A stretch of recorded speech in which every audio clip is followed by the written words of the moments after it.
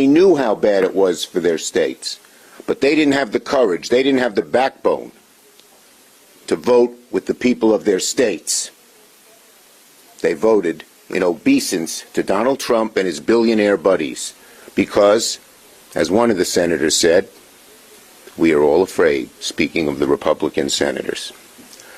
One other thing of note, after the back and forth we saw the past 30 hours, those backroom deals, sweetheart negotiations, we found out that Senate Democrats successfully fought a provision that the Senate Republicans were using to try and get Senator Murkowski's vote. The Medicaid provision in question was a handwritten parenthetical notation, not even disclosed to the Dems, that created a special new preference for Alaska. We fought and we won. This is a polar payoff, and it should not have stood, and it didn't. And let me say this. On the Republican side, when the bill passed, there was a bit of somberness that I don't think was expected. And that's because they knew deep in their hearts how bad this bill is for them, their states, and the Republican Party. They knew that following Trump would be a very, very bad move for the good of the country and for the Republican Party.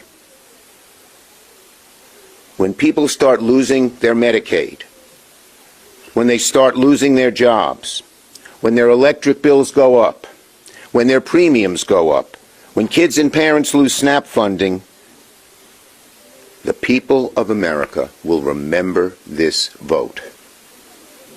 The American people will remember the Republican betrayal. And Americans will pay the price for this perfidy for generations. Generations. So, we Democrats fought very, very hard. We won a remarkable number of cases with the parliamentarian over and over and over again. We broke through with the American people, who by a 2-to-1 margin don't like this bill. And because of our relentless focusing on a simple, unified message, billionaires win, families lose, that the Republicans are taking away your health care to give a tax break to billionaires, it has sunk in with the American people, and it will remain. And our battle is not over. We're going to be fighting in July and August and throughout the year, reminding Americans when their hospitals close, when their health insurance is cut off, when their friends lose their jobs because clean energy has been so decimated. They'll remember. They'll remember. We will make sure of that. Questions? Yes.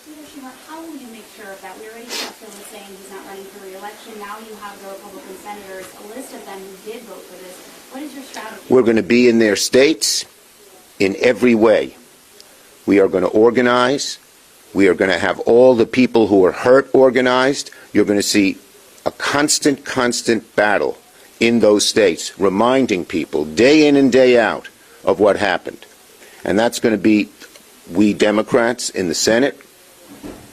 It's going to be all of the groups who were hurt so badly. It's going to be just average folks. You saw how many people marched last month. There'll be many more marches, many more protests against this big, ugly betrayal. Yes? Mr. Chairman, why did you strike the name One Big Beautiful Bill? And is it your hope that it irritates President Trump? I didn't even think of President Trump. I thought of the truth. This is not a beautiful bill. Anyone who loses their health insurance doesn't think it's beautiful. Any worker in clean energy industry who loses their job does not think it's beautiful. Any mom who can't feed her kid on $5 a day doesn't think it's beautiful. We wanted the American people to know the truth. Yes. I just spoke with Dan Sullivan, and he said that the Republicans tried 4 times to get the FMAP for Alaska, the special FMAP for Alaska through the parliamentarian. It was rejected 4 times, and he said that they doubled the rural hospital fund You walk through that process. Yeah, the Rural Hospital Fund is a fig leaf. It's putting a Band-Aid on an amputation. $50 billion when $1 trillion is cut in health care? Give me a break. They know it. They know that that money is not going to cover so many of the people who lose their jobs and so many of the hospitals close. It's not enough. But the right-wing MAGA people didn't want. They wanted to slash Medicare. They wanted to slash Medicaid. And they also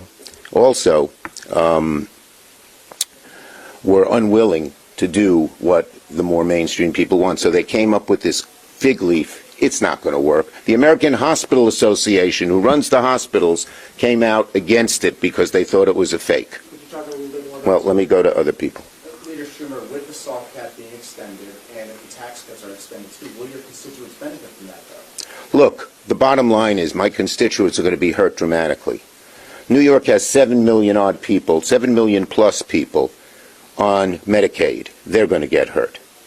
New York has hundreds of thousands of people on SNAP. They're going to get hurt. New York has tens of thousands of clean energy jobs.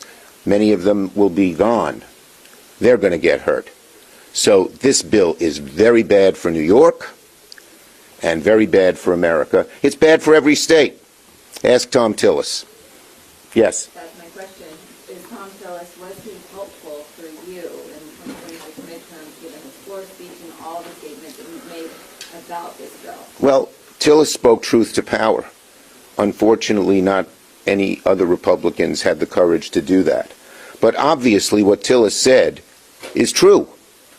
And it's not just him who said it, it's lots of people who said it. But of course, what Tom Tillis said will reverberate around America, and we're going to make sure of that. Yes.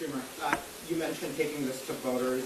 Do you believe that this bill, if it becomes law, will help your party flip the majority? And can I also get your reaction to Colin Allred running in Texas? Okay. On the first one, look, we didn't do this for electoral purposes. We did this because we passionately believe how bad this is. That's motivated us. And again, as you saw on the floor, all during the debate, we were on our front foot. We were filled with enthusiasm. The Republicans weren't. They were defensive throughout the debate. And as I said, even when the bill passed, there was a little bit of somberness there because they know how bad it is. But will it affect the elections? Well, that's what America's all about. When something as big and ugly and betraying as this passes, of course it'll be an issue in the election. I'm not going to comment on the Texas race. Yeah. Mr. Leader, we talked a lot about the precedents that Leader Thune and Republican leadership broke in this process, especially with current policy baseline. Can you talk a little bit about your willingness to use that going forward when you win? Look, what they did, as I said, eroded the Senate in a dramatic way, and they should be ashamed of themselves. Yes. Back to Senator Tillis. Do Senate Democrats see him as a potential ally? Are you going to try to work with him more in the future? Look, the man was a truth speaker, and I respect that. And I'm not going to talk about using him or anything else. He spoke the truth, and America is hearing it. Last one. House Democrats have far fewer options than Senate Democrats do when it comes to stalling legislation. What are you advising House Democrats to do this week? I'm urging every House Democrat to vote no, and I'm urging Republican House members. We have 6 in New York. This bill clobbers New York. They should, if they vote for it, they're betraying New York. Thank you, everybody.